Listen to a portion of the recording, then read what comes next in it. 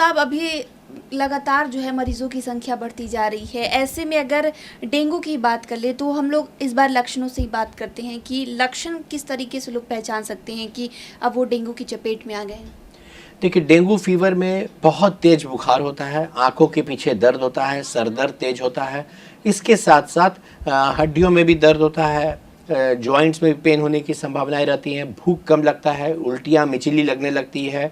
और इसके बाद अगर ये अनकंट्रोल्ड रहता है तो कभी कभी शरीर पर लाल लाल चित्तियाँ निकलने लगती हैं।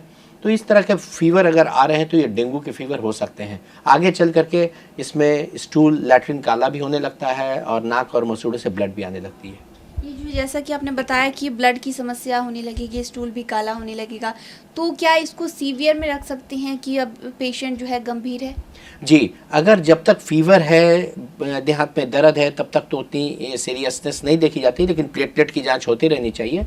लेकिन जब भी आपको यदि लगे कि लैट्रिन काला होने लगा है, नाकों से, मसूड़ों से अगर हल्की भी ब्लड आ रही है, शरीर पे चित्तियाँ होने लगी हैं, तो इसे गंभीर हेमरेजिक फीवर के रूप डेंगू के मानते हुए तुरंत चिकित्सीय सलाह से हॉस्पिटलाइज होने की आवश्यकता पड़ सकती है।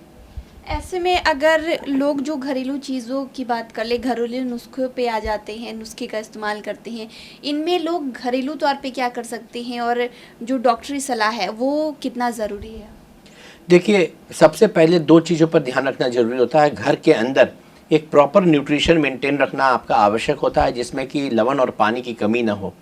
डेंगू में शरीर में कमजोरी ना हो, लवण पानी की कमी ना हो, इसके लिए सुपाच्य भोजन, घर का ताज़ा बना हुआ भोजन, थोड़ा थोड़ा मात्रा में भी जितना भूख लगे उतना करते रहनी चाहिए।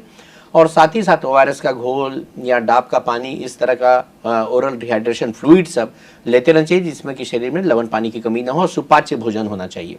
घर के अंदर क्लिष्ट भोजन घबरा करके बहुत तेल, घी, मसाला वाला चीज़ लेना और बहुत भारी भोजन करना, उससे डाइजेस्टिबिलिटी प्रॉब्लम हो सकती है और खाने में अपच भी हो सकता है।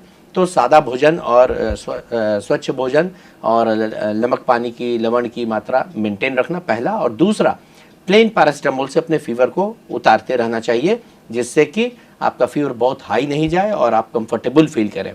एक दिन में एक वयस्क जो है वो चिकित्सीय देखरेख में बॉडी वेट के अनुरूप 2 ग्राम पर डे तक पैरासीटामोल का सेवन कर सकते हैं। लेकिन यदि किसी को लीवर की समस्या है या किडनी की समस्या है तो उन्हें चिकित्सीय देखरेख में ही दवाइयों का सेवन करना चाहिए। तो ऐसे में अगर डॉक्टर साहब, जैसे कि आपने दवाई लेने के बारे में बताया, तो मैं चाहूँगी कि आप दवाई लेने की बात को इस तरीके से एक्सप्लेन कर दें कि जैसे कि मात्राएं बताई, ऐसे में समय का जो ये है, समय का बंधन है, उस समय कब होना चाहिए, कितने समय के बाद लोग पैरासीटामोल ले सकते हैं? 4 से 6 घंटे में आप रिपीट कर सकते हैं। डॉक्टर साहब, ये तो जैसे कि हम बात कर रहे थे कि डेंगू के लक्षण क्या हो गए, उससे बचाव के लिए हम लोग क्या कर सकते हैं। ऐसे में जो लोग रिकवर कर रहे हैं, अभी हाल ही में डेंगू हुई, उसे रिकवर कर रहे हैं, उस दरमियान उनको किस चीज़ की खास ख्याल रखने की ज़रूरत है?